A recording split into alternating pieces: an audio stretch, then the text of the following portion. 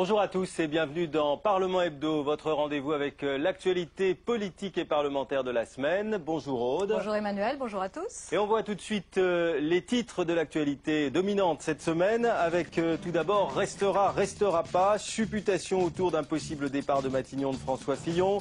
Nicolas Sarkozy n'est pas mon mentor. Par une petite phrase sur France 2, le Premier ministre marque ses distances avec le chef de l'État. Le projet de loi de finances pour 2011 présenté en Conseil des ministres. Et déjà la guerre des mots. Réduction des niches fiscales, dit le gouvernement. Hausse déguisée des impôts pour l'opposition. Ça promet pour le débat budgétaire. Et le projet de loi Besson sur l'immigration. Vote ric-rac sur l'article sur la déchéance de nationalité. Le virage sécuritaire critiqué au-delà de l'Hexagone. L'hebdomadaire américain Newsweek associe Nicolas Sarkozy à la montée de l'extrême droite en Europe. Et avec nous sur ce plateau Hervé Morin. Bonjour, merci d'être avec nous. On vous accueille avec plaisir. Vous êtes ministre de la Défense, président du Nouveau Centre, une formation qui fait partie de la majorité à l'Assemblée. Vous allez commenter avec nous. Et au Sénat aussi. Et au Sénat, tout à fait. Alors, vous avez commenté avec nous toute cette actualité. Au Sénat, des fois, il y a des votes un peu ric-rac. Ça se divise un peu, le groupe centriste. Parce que le groupe centriste est divisé, mais les sénateurs Nouveau Centre existent. Et ils sont 11. Autant que les députés. Et on parlera aussi de vos intentions pour 2012, si vous le voulez bien. Si vous le voulez. Et des interrogations existentielles des centristes. Alors, mais d'abord, évidemment, une question sur cette photo, ce document sonore des 7 otages au Niger, diffusé par Al-Qaïda au Maghreb. Est-ce que vous y voyez un signal pour entamer des négociations? Disons que pour nous, c'est un signe encourageant, mais nous n'avons aucune revendication d'aucune sorte. Vous disiez que la grande difficulté, c'était justement de rentrer en contact avec les preneurs d'otages. Vous savez, nous avons en mémoire ce qui s'est passé pour Michel Germano. Et pour Michel Germano, nous n'avons jamais pu rentrer en discussion avec les ravisseurs. Et donc, le fait d'avoir cette image est pour nous un signal plutôt encourageant et positif. Même si on n'a pas du tout la date de cet enregistrement sonore. Bien entendu, ce que nous avons fait, c'est que nous avons authentifié cette image. En revanche, nous ne savons pas quand elle a été prise. Ni même le lieu. On suppose que c'est au Mali, peut-être à la frontière avec l'Algérie. Oui, mais ce sont des suppositions. Nous n'avons aucun élément concret et précis nous permettant de pouvoir indiquer où cette photo a été prise et quand elle a été prise. Oui, mais c'est une introduction, quand même, vous pensez, un signal. Il faut le vivre d'autant plus comme un signal, dans la mesure où, comme vous l'aurez remarqué, la photo... c'est la photo de nos 5 compatriotes alors qu'il y a 7 otages. Donc on peut penser qu'il y a là, en quelque sorte, un message adressé à la France. Pour Michel Germano, il y avait malgré tout une revendication de libération de prisonniers condamnés en France, non? Non, il y avait une revendication générale et absolue de libération de prisonniers, mais sans qu'à aucun moment nous n'ayons plus d'indications. D'ailleurs, à un tel point que lorsque nous avons voulu faire en sorte que Michel Germano puisse continuer à être soigné puisqu'il souffrait d'une maladie imposant une pharmacopée permanente, eh bien, nous n'avons jamais pu lui transmettre les médicaments. Vous collaborez sur place avec les gouvernements locaux. Alors, le Mali dit que vous souhaitez l'aide justement du Mali notamment. Ce que nous faisons avec les gouvernements locaux, c'est que nous faisons des coopérations, notamment avec la Mauritanie, qui est plus avancée que le Mali, et que le Niger, notamment parce qu'au Niger, vous connaissez la vie politique du Niger de ces derniers mois, mais avec la Mauritanie notamment, nous avons lancé des coopérations et des formations permettant aux Mauritaniens, et nous l'espérons demain aux Maliens et au Niger, de disposer de forces capables de lutter contre le terrorisme. Ça, c'est pour le long terme et pour le contexte général. Voilà. Merci. On va revenir bien sûr maintenant sur l'agenda de la semaine et cette question, retour à la politique intérieure. François Fillon, c'était lundi, va-t-il partir ?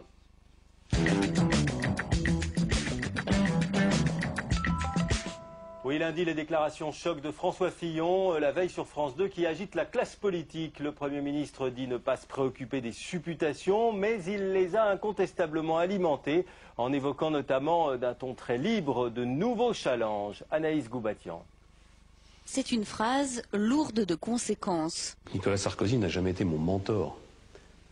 J'ai fait alliance avec lui, j'ai choisi de l'aider à être président de la République et je m'en félicite tous les jours. François Fillon qui prend ses distances avec le chef de l'État à quelques semaines d'un remaniement annoncé depuis cet été. Il n'en fallait pas plus pour animer les médias. À l'UMP en tout cas, l'interprétation est différente. Il n'y a absolument rien dans les propos de François Fillon, contrairement à ce que vous laissez entendre, qu'il soit dirigé contre le président de la République. De la même façon que je vois les deux hommes travailler, je vois à quel point la confiance entre eux est forte. François Fillon qui dans l'interview se démarque de la droite libérale incarnée par Nicolas Sarkozy. Une différence inexistante pour les socialistes. Et nous n'oublierons pas, au milieu de la fable qu'il entend raconter sur moi c'est moi et lui c'est lui, nous n'oublierons pas, nous, que le bilan Sarkozy c'est le bilan Fillon. Et vice-versa. Fillon-Sarkozy, c'est bonnet blanc et blanc bonnet. François Fillon résistera-t-il au prochain remaniement? Personne ne peut encore le dire, mais le Premier ministre est serein et il se dit prêt à relever de nouveaux défis. Alors ce document, cette interview, est-ce que c'est le testament d'un Premier ministre qui va partir, un discours d'adieu? Comment vous voyez ça? Écoutez, honnêtement, moi je l'ai vécu comme simplement un témoignage de 3 ans et demi à la tête de Matignon. Après, comme un remaniement a été annoncé depuis plusieurs semaines, bien entendu, on brode et on raconte une histoire. Je crois qu'il ne faut pas y voir autre chose que simplement l'expression d'un Premier ministre qui rappelle son parcours politique et son parcours politique personnel et dont on sait qu'il est d'abord et avant tout l'homme qui pendant très longtemps a suivi Philippe Séguin. En même temps, à mi-mot, par exemple, il critique le style même de Nicolas Sarkozy en faisant apparaître que lui est plus sobre, peut-être. Écoutez, moi je ne veux pas rentrer dans tout cela. J'ai eu la chance d'être avec un Premier ministre qui est un homme qui a un vrai sens de l'État. Vous dites j'ai eu, vous pensez que ça va se terminer? Bon, voilà. Écoutez, je suis désolé, mais la langue française, il n'y a pas le present perfect comme en anglais. Donc je parle du passé et du présent. J'ai un Premier ministre qui est un Premier ministre qui a un vrai sens de l'État, un vrai sens des responsabilités, qui a une capacité d'écoute, de dialogue, et qui en plus pour moi connaissait très bien les questions militaires. Et donc j'ai apprécié et j'apprécie encore tous les jours de travailler avec François Fillon. Et le prochain gouvernement, vous y voyez ou pas? Écoutez, moi j'exerce une responsabilité qui est éminente. Je suis à la tête d'une communauté de 300 000 hommes qui a un sens du devoir, un sens de la mission. Aujourd'hui, nous avons 5 otages dans le Sahel. Il y a 4 000 hommes engagés en Afghanistan. J'exercerai cette responsabilité aussi longtemps qu'on me permettra de l'exercer. On a pu lire cette semaine dans la presse, vous l'avez sûrement vu, que le président, qui a l'habitude de tutoyer, vous donne maintenant du Monsieur le ministre de la Défense et que ce serait un mauvais présage pour votre présence dans un futur gouvernement. Très honnêtement, ça m'avait échappé. C'est vrai qu'il vous appelle Monsieur le ministre de la Défense? Il m'appelle Monsieur le ministre de la Défense, comme il lui arrive d'appeler tel ou tel ministre de par ses fonctions, et puis dans la réunion suivante de le tutoyer, de l'appeler par son prénom. D'accord, donc vous n'avez pas de mauvais signe pour la suite. Je ne me pose pas ces questions-là. Pour moi, c'est pas une question dans la mesure où, de toute façon, ça n'est pas une décision qui relève de votre responsabilité. La composition du gouvernement, c'est ainsi, c'est le président de la République et le Premier ministre qui l'a nommé, et donc vous n'avez pas de questions à vous poser là-dessus. Est-ce que vous souhaitez que lors de ce remaniement, il y ait un signe plus ample ou une ouverture plus grande vers les centristes? Écoutez, les centristes sont dans la majorité. C'est le choix que nous avons fait en 2007. Nous voulions participer à la transformation du pays. Nous sommes opposés à la démarche de François Bayrou qui avait décidé de rompre avec sa famille politique.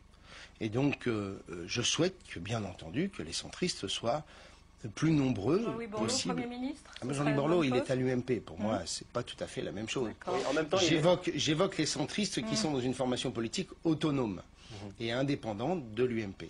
Je pense que la famille centriste doit avoir une expression politique qui lui est propre, ne dépendant d'aucun autre parti, parce que le message centriste doit exister dans la vie politique française. Nous sommes les seuls, par exemple, à défendre l'idée que la construction européenne, ça n'est pas la construction simplement d'une puissance commerciale. Que l'Europe, ça doit être un projet politique. Et vous voyez bien que dans l'équilibre du monde, vous avez quand même conscience de choses majeures. C'est que le monde est en train de basculer. Le monde est en train de passer des rives de l'Atlantique aux rives de l'océan Indien et du Pacifique. Et pendant ce temps, les Européens continuent à réduire leur budget de défense. Et donc se mettent en situation d'être progressivement un protectorat et d'être sous condominium sino-américain dans 40 ou dans 50 ans. Donc, Eh bien, face à cela, nous centristes, nous défendons l'idée que l'Europe doit porter un projet d'être une puissance capable de défendre son modèle de société, qui est pour moi le meilleur des modèles de société. Et donc les centristes sont un projet politique qu'ils doivent défendre en tant que tel et en toute autonomie. Bon, est-ce qu'il faut en conclure que, selon vous, les centristes doivent avoir, pour défendre ce projet, un candidat à la présidentielle? Ça ne fait pour moi aucun doute. Aucun doute. Il doit y avoir quelqu'un... À côté de donc il y aura Nicolas Sarkozy probablement, mais il faut aussi qu'il y ait une candidature centriste. Je vous rappelle une chose, c'est l'histoire. L'histoire, c'est qu'il y a toujours eu un centriste, et que ces centristes, il a eu un écho dans l'opinion publique. Il y a toujours entre 15 et 20% de Français, même une fois, un homme qui a été élu, il s'appelait Valéry Giscard d'Estaing. Et que ces Français-là, ils ont droit d'avoir une expression politique. Ils ont droit de compter dans la vie politique française. Ils ont droit de pouvoir participer à la définition et aux arbitrages de la vie politique française. D'une part.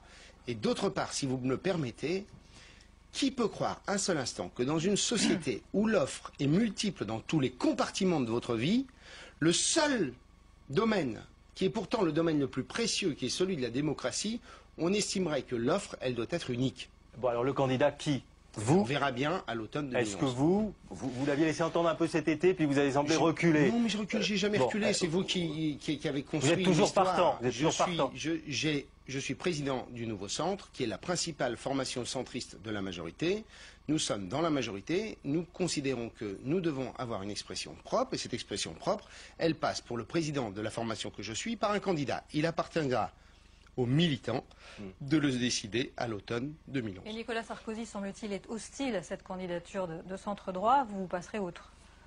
Mais je veux dire, la démocratie, c'est d'abord le peuple qui décide. Vous l'avez fait savoir qu'il était contre?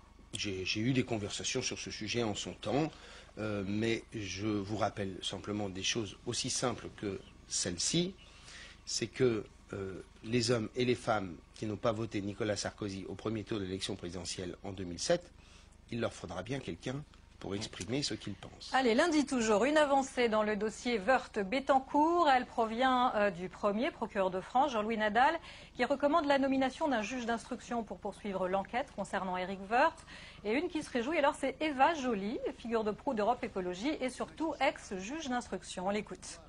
C'est la saisine d'un juge d'instruction dans les affaires Bettencourt-Woerth et pour moi une décision qui sauve l'honneur de la justice dans notre pays et qui est une garantie pour nous tous qu'il y aurait là une véritable enquête et non pas des enquêtes circonscrites et qu'on va se servir de tous les instruments prévus dans le code pénal pour découvrir la vérité. Alors cette nouvelle pour l'instant a fait un peu flop car le procureur de Nanterre, Philippe Courroy, a dit qu'il entendait poursuivre ses enquêtes préliminaires, ce qui laisse entendre qu'il ne compte pas pour l'instant nommer de juge d'instruction. Est-ce que Hervé Morin, vous trouvez que le parquet, le procureur Courroy en l'occurrence, a un peu trop de pouvoir sur cette affaire puisqu'il, pour l'instant, de façon solitaire, il peut mener ses investigations sans contradiction? Écoutez, il faut savoir que 98% des enquêtes se font sans juge d'instruction en France. Celle-ci.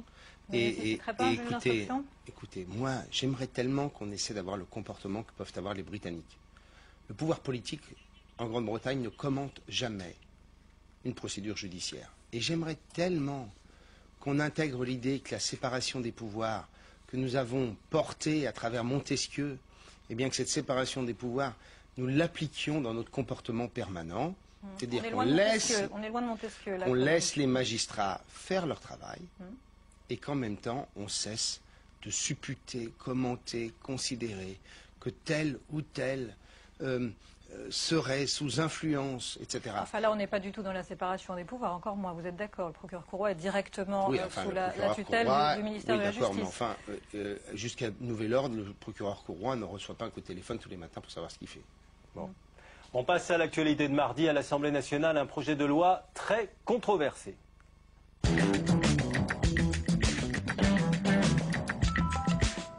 Mardi, l'immigration revient donc sur le devant de la scène à l'Assemblée nationale. L'opposition monte au créneau contre le 6e texte gouvernemental en 8 ans. Mais Éric Besson justifie son projet de loi par l'obligation de transposer des directives européennes. On l'écoute. Sous présidence française, et c'était mon prédécesseur qui était à l'initiative, nous avons adopté, les 27 pays de l'Union européenne, un pacte européen de l'immigration et de l'asile que nous déclinons étape après étape. C'est une politique qui est suivie dans tous les pays de l'Union européenne, quelle que soit la sensibilité politique. Je travaille avec les socialistes espagnols, les socialistes grecs, les socialistes portugais et naguère avec les travaillistes britanniques sans aucune difficulté. Alors la disposition la plus controversée de ce texte, la déchéance de nationalité qui vise des Français naturalisés depuis moins de 10 ans s'ils sont reconnus coupables du meurtre d'un policier ou d'un gendarme. Elle a été votée à une très courte majorité. Les députés Nouveau Centre d'ailleurs n'étaient pas là, ils étaient absents. Certains se sentent gênés. À l'UMP même, quelques parlementaires ont estimé qu'il y avait une sorte de drague vis-à-vis du Front National. Vous-même, vous n'êtes pas embarrassé par une telle mesure ? Non, je ne suis pas embarrassé par cette mesure pour une raison simple, c'est qu'il existe un certain nombre de cas de déchéance de la nationalité française pour ceux qui ont acquis la nationalité française, entendons bien, c'est ceux qui ont acquis la nationalité, sur une durée. D'ailleurs, les socialistes n'ont pas jugé bon de supprimer ces dispositions lorsqu'ils étaient au pouvoir, et je considère que c'est en quelque sorte l'extension d'un cas qui est déjà prévu, qui est celui de la déchéance de la nationalité française pour les atteintes à la sécurité de l'État. Et donc le meurtre d'un policier ou d'un gendarme, c'est un peu l'expression de ce que peut représenter un État. Il y a eu un virage sécuritaire, il y a eu le discours de Grenoble cet été, la politique vis-à-vis des Roms. Est-ce que vous avez vu la une de Newsweek cette semaine qui met Nicolas Sarkozy, qui montre Nicolas Sarkozy comme un nouveau symbole de l'extrémisme? Ça fait pas un peu mal de voir ça? Ouais, enfin, chaque journal fait ce qu'il veut et chaque hebdomadaire fait ce qu'il veut. C'est symptomatique quand même de faire une Moi, une ce que je veux porter sur cette histoire de sécurité, je l'ai dit durant les universités d'été, c'est que on a besoin d'une politique équilibrée. Cette politique équilibrée, c'est celle qui doit concilier 4 piliers. En effet, le pilier répressif. Mais ça ne suffira pas. Vous pourrez mettre tous les policiers et les gendarmes de la terre, ça ne suffira pas pour lutter contre la délinquance. Et donc il faut d'abord et avant tout avoir un système éducatif qui marche, un système qui s'intéresse aux personnes et qui ne s'intéresse pas aux zones. On fait des ZEP, eh bien au lieu de faire des ZEP, il faut accompagner les enfants et les familles qui sont en difficulté et sur la voie de l'exclusion. Donc c'est une politique éducative. Un enseignant, ça fait plus pour la sécurité. C'est une politique dissuasive. Et ça, c'est notamment tout ce qui est autour de la vidéosurveillance et de la vidéoprotection là où c'est nécessaire. Et enfin, il faut une politique de deuxième chance pour celles et ceux à qui il faut donner cette nouvelle chance. Le discours sécuritaire est indispensable pour qui veut être candidat en 2012 ? Je pense qu'il y a une vraie demande de sécurité en France et que cette demande de sécurité, il ne faut pas la traiter n'importe comment. En revanche, ce qui est absolument inacceptable et insupportable, c'est quand on lie sécurité et immigration. Parce que l'immigration dont on parle, c'est qui ? On a eu un certain nombre de partenaires de l'UMP qui ont fait ce champ d'amalgame. C'est que l'immigration dont on parle sont des Français. Ce sont des Français qui sont allés dans nos écoles, qui sont nés dans nos hôpitaux et qui ont grandi dans nos villes ou en périphérie plutôt de nos villes. Le lien a été fait quand même à très haut niveau entre sécurité et immigration. Pardon ? Le lien a été fait à haut niveau quand même sur sécurité et immigration. Non, il a été fait par un certain nombre de parlementaires de l'UMP notamment. Et moi, je voudrais porter l'idée, dans le cadre de ma société de la reconnaissance, qui est celle d'une société dans laquelle chacun est respecté et reconnu pour ce qu'il apporte. Eh bien, je voudrais qu'on porte un autre message sur nos quartiers. Nos quartiers, en effet, il y a des difficultés, il y a des dealers, il y a des policiers qui ne peuvent plus rentrer, et en même temps, nos quartiers, ce sont des chances et une potentialité extraordinaire. Il y a énormément d'hommes et de femmes qui veulent réussir, et c'est 98% d'entre eux. C'est une capacité extraordinaire pour notre pays de rayonner à travers le monde. Et quand je vais dans mes banlieues, eh bien, moi, je constate une chose. Je dis mais parce que j'y vais assez souvent. Eh bien, je constate que l'administration américaine, elle a perçu tous ces talents. Elle les a tellement perçus qu'elle a organisé le recrutement de nos talents, de ceux qui sortent des meilleures écoles pour aller vendre les produits américains. Parce que quand on a 2 cultures dans un monde globalisé, eh bien, c'est plus facile que d'avoir une seule culture. Et donc, je veux porter l'idée que, eh bien, au lieu d'adresser comme seul message à l'égard des banlieues et des quartiers un message négatif, eh bien qu'il y a un message positif à porter, parce que la plupart de ceux qui vivent ici, ils ne demandent qu'une chose, c'est être des Français à part entière et reconnus comme tels. Hervé Morin, on continue le fil de la semaine avec ce mardi encore qui est une mauvaise journée encore pour Bernard Accoyer. Dans une tribune publiée dans Le Monde, l'ensemble des députés de l'opposition réclament la démission du président de l'Assemblée nationale. Ce qu'ils ne digèrent pas, c'est que Bernard Accoyer leur ait refusé les explications de vote à l'issue du débat sur les retraites. Haro de l'opposition sur le perchoir, c'est un sujet de Johan Rolla. Après un premier acte très rocambolesque, l'opposition avait promis de ne pas en rester là. Démission ! Démission ! Démission ! C'est désormais chose faite. Une longue tribune parue cet après-midi dans Le Monde, au titre on ne peut plus clair. Un texte devenu la lecture du jour pour les députés socialistes et co-signé par leur président de groupe, Jean-Marc Ayrault. Le président de l'Assemblée nationale a violé le règlement, a violé les droits des députés. Et donc il n'y a aucune raison de faire comme si il ne s'était rien passé. Le Parlement est méprisé déjà dans nos institutions, mais l'opposition est écrasée. Donc nous voulons marquer par notre demande notre volonté que les choses changent vraiment. Socialistes, communistes, verts et partis de gauche ont décidé de faire cause commune. Première étape ce matin, le boycott de la conférence des présidents, la réunion de travail hebdomadaire avec Bernard Accoyer. Dès cet après-midi, nouvelle démonstration de force. À l'arrivée du président de l'Assemblée, les députés de l'opposition refusent de se lever pour le saluer. La séance est ouverte. Nous étions en face d'une manœuvre évidente d'obstruction. Je ne me sens pas menacé dans mes fonctions, tout simplement parce que j'ai la conscience parfaitement tranquille. Je fais mon devoir de parlementaire, mon devoir de président de l'Assemblée nationale, en faisant respecter d'abord notre Constitution et ensuite notre règlement dans son esprit même, qui était l'objet d'un détournement caractérisé. Face aux journalistes, Bernard Accoyer a également fait part de sa détermination à renouer le dialogue dans les meilleurs délais. En plein débat sur l'immigration, la mission risque d'être difficile. Ah oui, c'est un peu agité à l'Assemblée. Si vous quittez le gouvernement, vous reviendrez avec plaisir. J'ai jamais aimé cette espèce de comédie de boulevard. Vous avez la chance d'être dans la majorité, donc de ne pas souffrir de ce manque de droits dont se plaint l'opposition. Écoutez, le Conseil constitutionnel est là pour éventuellement trancher les choses. Donc j'imagine que le Parti socialiste saisira le Conseil constitutionnel. Mardi, les présidents de groupes parlementaires reçus à Matignon par le Premier ministre François Fillon les a informés sur la menace terroriste en France. On écoute les réactions à la sortie de cette réunion. Menace réelle, il ne faut pas la sous-estimer, il faut y faire face et faire preuve dans ces moments de beaucoup d'esprit de responsabilité. Je pense que surcommuniquer tous les jours et toutes les semaines n'améliorera pas forcément la sécurité des Français. Ce qui est important, c'est d'agir, notamment en matière de renseignement. Ce qu'on peut se demander, en tant que citoyen, mais en tant que responsable politique aussi, c'est si la manière de communiquer du gouvernement français n'est pas un peu contradictoire et ne renforce pas d'une certaine manière la pseudo-légitimité de ces groupes terroristes en disant, nous, regardez, ACMI, eh bien, nous sommes reconnus en tant que force, et puisque le gouvernement français, par exemple, demande à négocier avec nous. Surcommuniquer ou non là, je m'adresse au ministre de la Défense aussi, parce que vous avez la connaissance de ce qui est en train de se passer. Écoutez, nous avions eu toute une série d'informations provenant d'un certain nombre de services de renseignement indiquant une recrudescence de la menace terroriste sur la France et sur l'Europe.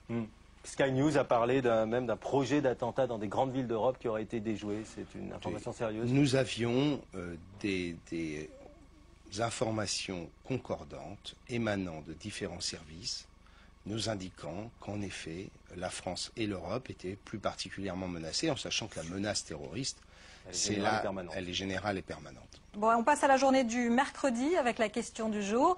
La réduction des niches fiscales, est-ce une hausse des impôts? Chacun sa réponse, évidemment.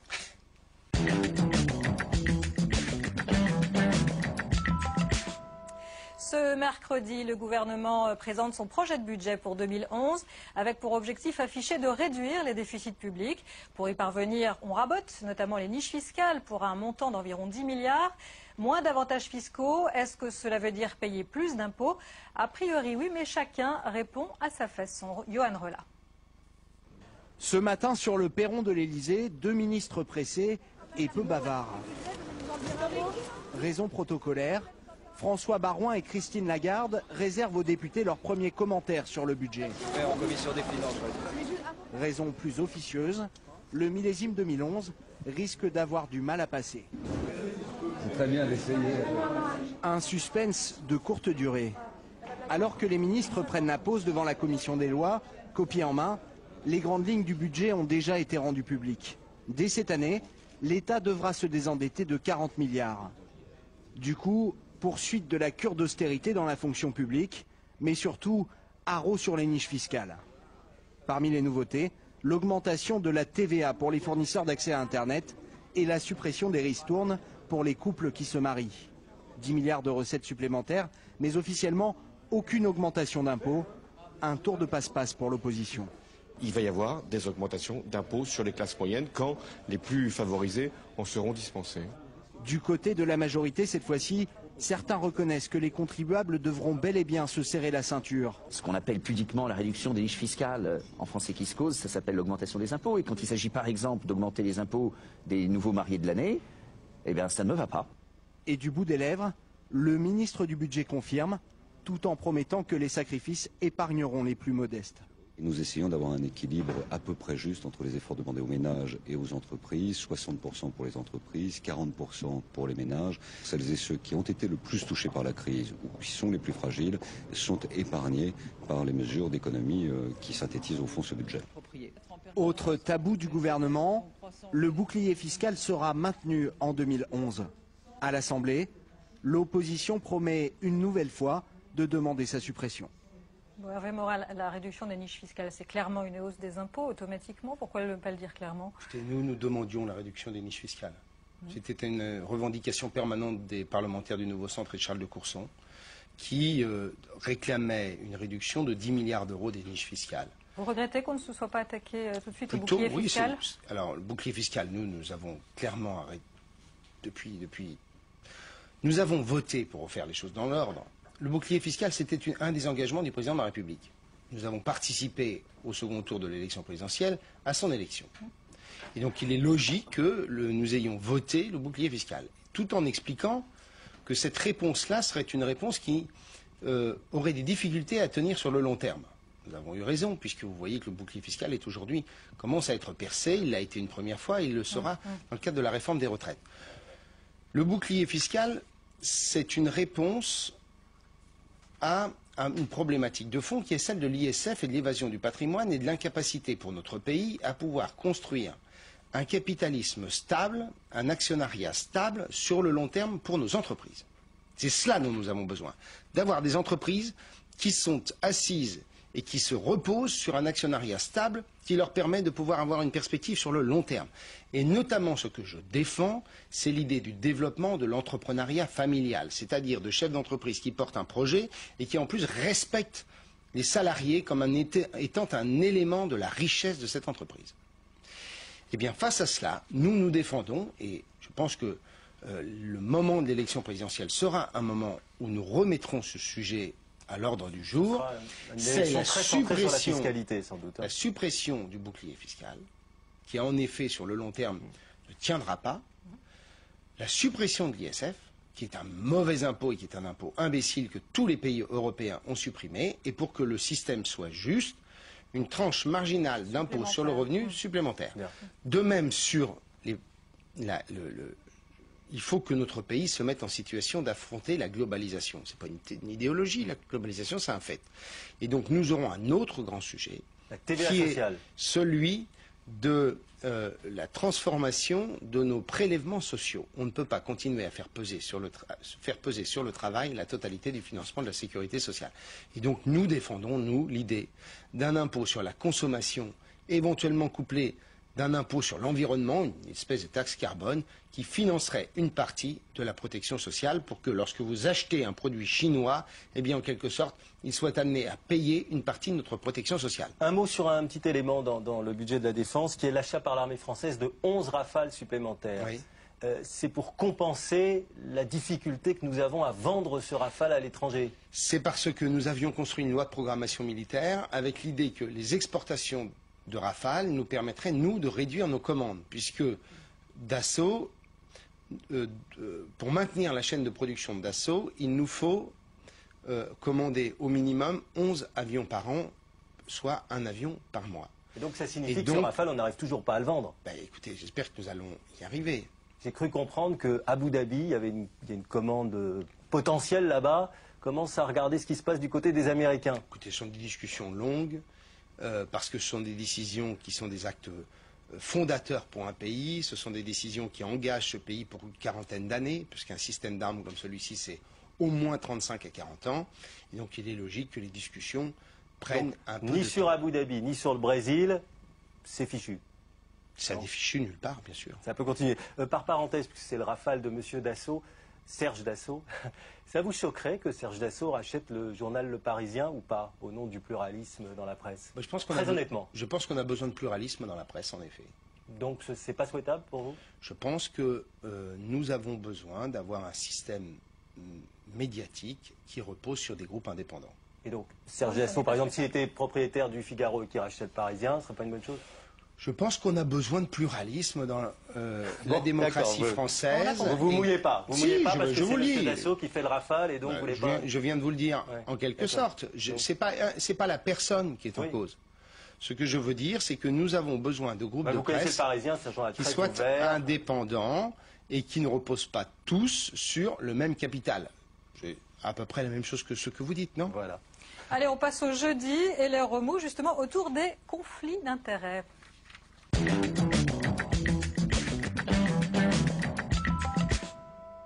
C'est Martin Hirsch, l'ancien haut-commissaire aux solidarités actives, qui joue cette semaine les Chevaliers Blancs.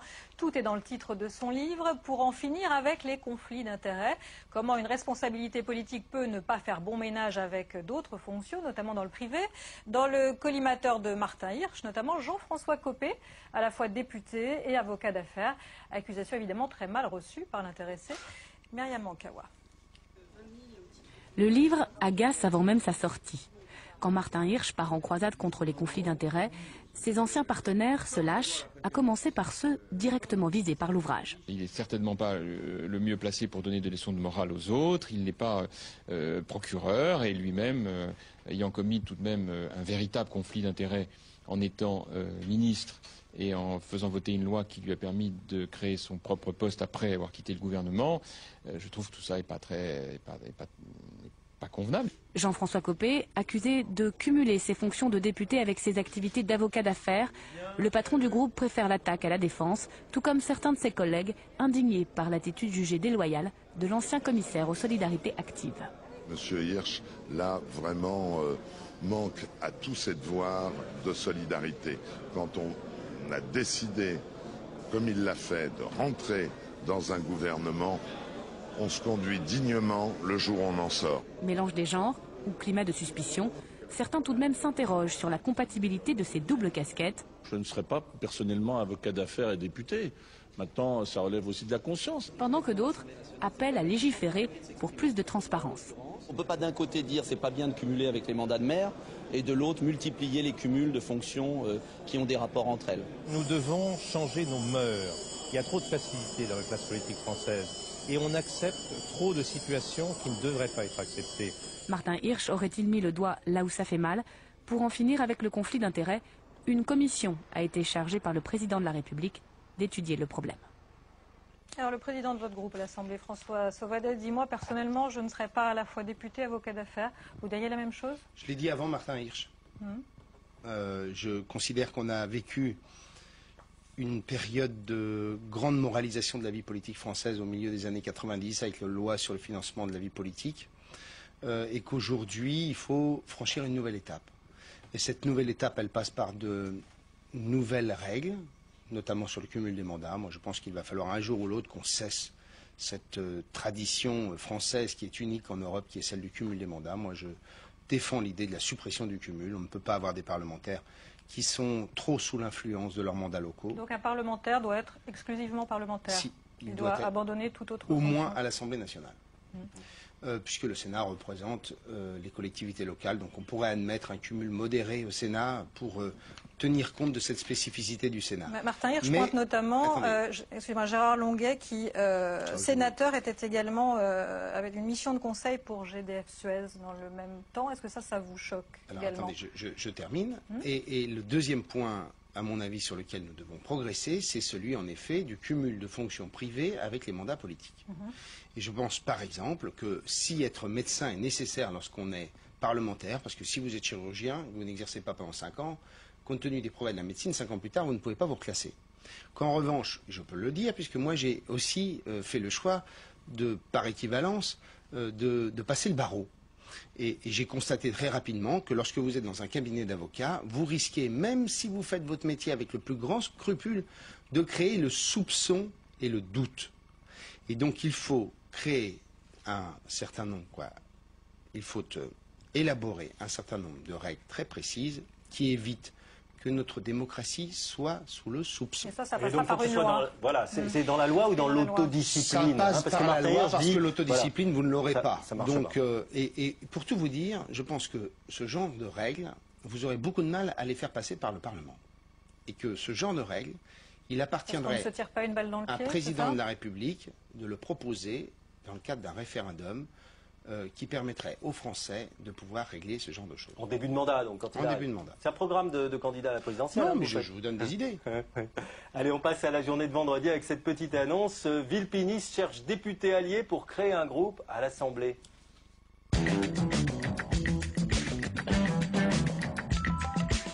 Tractation en coulisses en cette fin de semaine pour les députés villepinistes. Ils ont jusqu'au 2 octobre, date d'ouverture de la session ordinaire, pour constituer un groupe parlementaire et avoir droit aux avantages qui vont avec, notamment des financements, des moyens de secrétariat, des chauffeurs. Il faut 15 députés pour créer un groupe et parmi ceux qui ont été approchés, des députés du Nouveau Centre, il y en a même un qui n'a pas été indifférent au chant des sirènes. C'est Thomas Soulier qui est parti à la chasse aux infos. Ils sont 10 députés villepininistes à la recherche d'alliés. Objectif, un nouveau groupe à l'Assemblée nationale. Et pour l'instant, le compte n'y est pas. Il faut en trouver 5. Eh bien, à l'Assemblée nationale... Problème, ils ont du mal à les trouver, ces 5 députés. Car voilà, les villepininistes ont toujours leur carte à l'UMP. Alors en face, c'est toujours la même réponse. Moi, je ne participerai pas à un groupe avec des gens qui sont toujours encartés UMP. J'ai quitté l'UMP il y a 3 ans, avant tout le monde. Et j'ai été clair, honnête. Pour moi, il y a une condition centrale, c'est qu'on ne soit pas dans l'ambiguïté. Qu'on ait de la clarté. Et on ne peut pas être en même temps à l'UMP et dans la confrontation avec l'UMP. Mais certains seraient prêts à sauter le pas. Parmi eux, Nicolas Perruchot. Le député du Nouveau Centre rêve d'un groupe indépendant face à l'UMP. On a eu de longues discussions avec Hervé Morin comme avec François Sauvadet. Je pense que l'un et l'autre m'ont demandé de rester.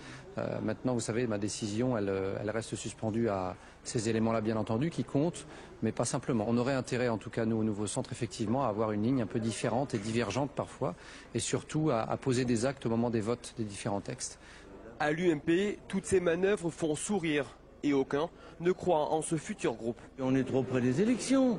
Tous ceux qui sont là, qui vont partir de l'UMP, faire un groupe, ils seront élus comment après?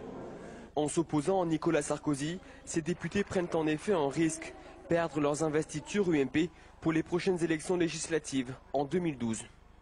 Qu'est-ce que vous dites à votre ami, j'imagine, Nicolas Perruchot, qui fait partie du Nouveau Centre pour l'instant? Je lui ai dit que...